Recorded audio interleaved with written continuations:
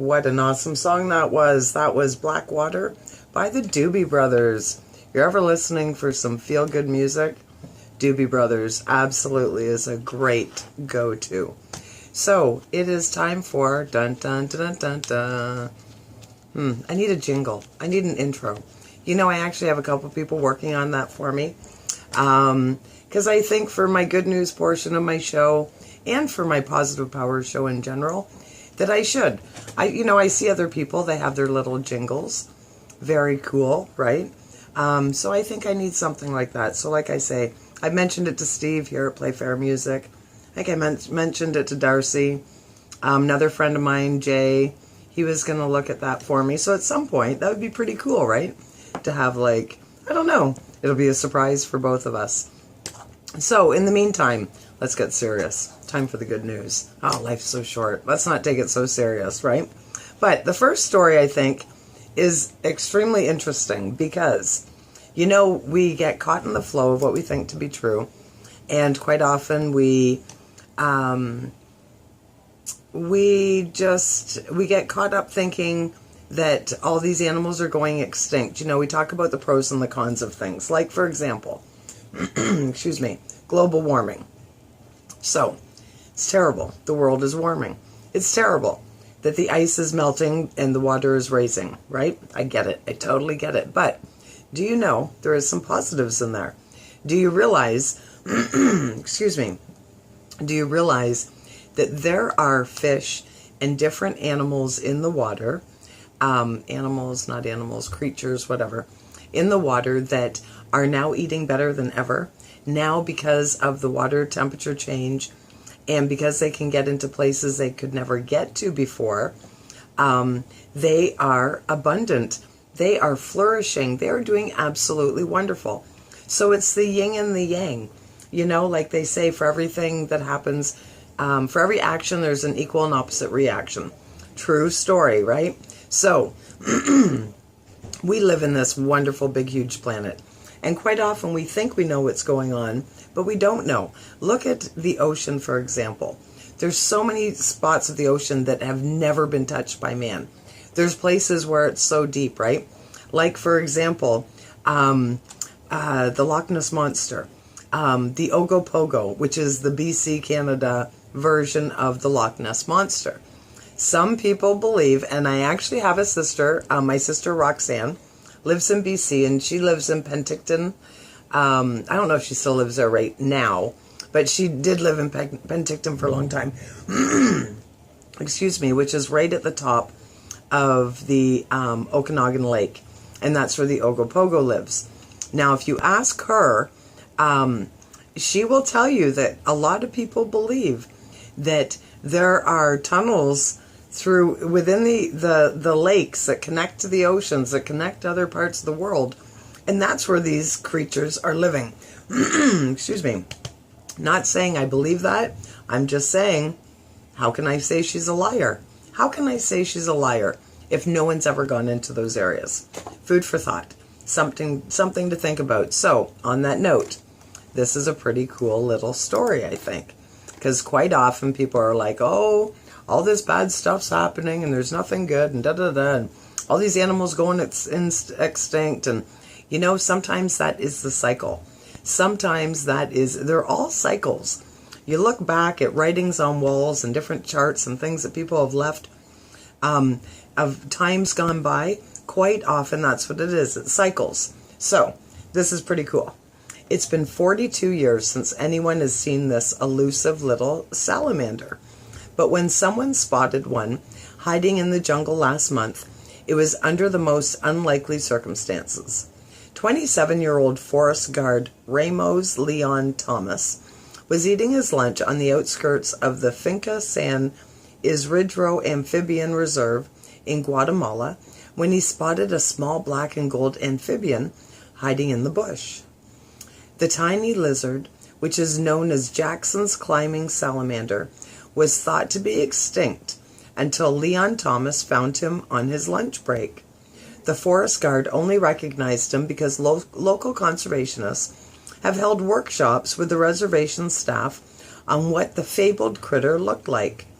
According to The Guardian, there have been dozens of expeditions onto the reservation in search of Jackson's climbing salamander since its discovery in 1975, but to no avail.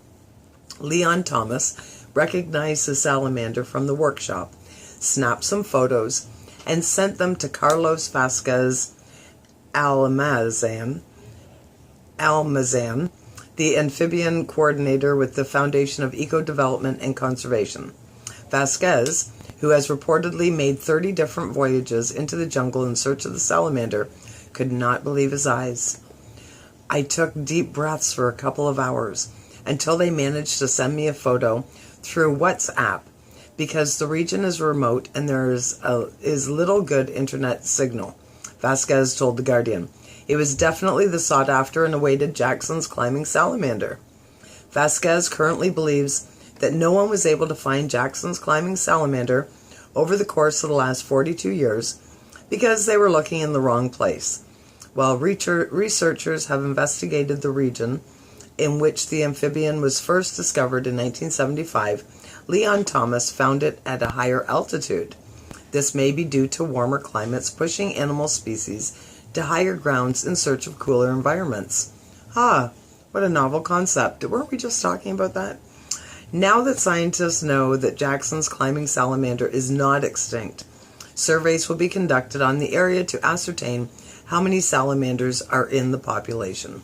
So there you go. Very, very cool that they're still there and they're still in the food chain. So whatever eats them is still being fed, and whatever they eat, it's still going on, right? So there you go. Very cool. We can't know everything as much as we think we're, the best thing on the planet and that we know everything. We just don't. Look at the state of our world. We clearly don't. Next story is interesting. I was really torn on if I wanted to share this or not because I struggle with organized religion. I really do. But I thought this was interesting. Earlier this week, Pope Francis was gifted a sleek, specially made luxury car, but he doesn't plan on driving it. Instead, he plans on having it auctioned for charity. Lamborghini executives presented the Pope with a white and gold gilded Huracan in front of the Vatican. After autographing and blessing the car, His Holiness announced that he would be giving it to the Sotheby's for auction. The vehicle, which Top Gear has called the Supercar of the Year, has a base value of $250,000. Because this is the 7th edition of the automobile, created specifically for the Pontiff, however, it could sell for even more. Oh yeah, I bet. According to the Catholic news agency, the proceeds generated by the Huracan's auction will reportedly go towards 3 different causes: restoring Christian villages that have been damaged by ISIS in Iraq, assisting victims of human trafficking, and financing outreach work in Africa. So, I think that's absolutely awesome that that is happening. And let's just say I think that's a start. I really do. I think that's a great start because I have some conflict simply because for all the money that organized religion has, there's no reason we have kids that are starving. Let's just keep it simple as that. Because I don't want to be bashing anybody and whatever. This is a short good news. I'm on limited time here. So let's just leave it at that. That is a wonderful start.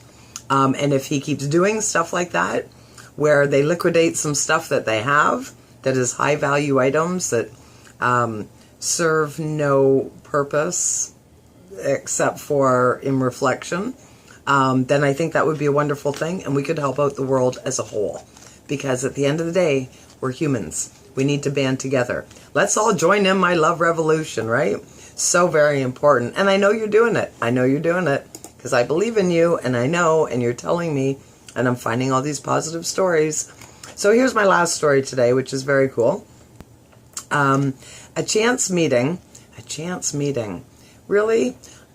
That's what they call it, right? I think there are no coincidences. I think everything happens for a reason, but people like to consider themselves lucky or chance meetings, and that's okay too. So, a chance meeting at the gym. changed retired Air Force Staff Sergeant David Tyler Harmon's life for the better. It all started when he met Dr. David Nagian during a workout and learned that David was a dentist. The Air Force veteran decided to book an appointment with him for a teeth cleaning. But when it was time for the examination, Dr. Nagayan took one look at the veteran's teeth and was shocked. I came in for a cleaning and he's like, "My goodness." And I start telling him all the pain I'm in, the sergeant recalled. The dentist said, there was infection in his gum tissue, a lot of cracked teeth everywhere, a lot of crowding, and a lot of grinding problems, which is stress, right? The dental problems, excuse me, I have a frog in my throat today. The dental problems were made even more severe by head trauma David received during multiple tours on active duty, and the cost to fix these problems was greater than expected, about $15,000. I overheard him saying something about sending the paperwork to the VA, said Dr. Nagayan. I was like, wait, if he were to wait for the VA, it could take months. They didn't have that long. I saw infection, Dr. Nagayan explained. I said, listen, you need to get this handled right away. And that's when Dr. Nagayan offered to do David's dental work entirely free of charge. Isn't that awesome? David, being understandably overwhelmed, broke down into tears. That is like such an awesome gift. That is so very cool. And I mean, you look at that, for example, dental work. What is, like, it's his time. It's his skill, right? And quite often when you get into an opportunity where you can help another human being, a lot of times that's what it is. It's your time. And it's, I'm sure there's, some sort of costs involved as far as, the supplies to rebuild his teeth and that sort of stuff. So don't get me wrong. But a lot of times it is that simple. You can make a big change in somebody's life by sharing your skills that you have. Sharing your space, sharing. It's like when I go and I lead these group meditations once a week. And I do it by donation only. And the reason why I do that, there's a couple different reasons. But one is I'm not turning somebody away because they don't have money. Somebody who doesn't have money might need to meditate more than somebody who has money. And at the end of the day, I split the money with the person, like with the shop at Mystic Mind. Like that's what we do. We split it 50-50.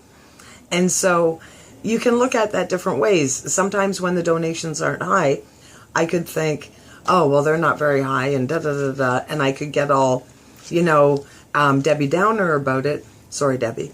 Or I can look at it as, I was meditating anyways. This is something that I would be doing at home, but instead of doing it at home, I've offered to do it with a group of my peers, and it helps them, it helps me, and I don't know if you know, but when you meditate as a group, it is much more powerful than doing it independently because we're all energy, and you're tapping into that, right? Especially these guided ones. We did one last night, and we walked through a forest and jumped over a creek, and it's just, a nice 30 minutes to release yourself from the craziness of the world that we live in. So just food for thought. If you have a skill you can share, if you have something you can do for somebody, it doesn't have to have anything to do with money. It can just be sharing your skills, or like whatever you do for a living. Maybe you can extend that to somebody in a way that doesn't cost you money, per se, but you're still helping somebody else. So before we get out of the good news, every once in a while I like to talk about health benefits of different things because I think it's very important. I talk about our superpowers. So we have 4 powers. We have the power of our thoughts and our words. We have the power of our money, where you put your money, right? If you don't want to support the big corporations, go shop local.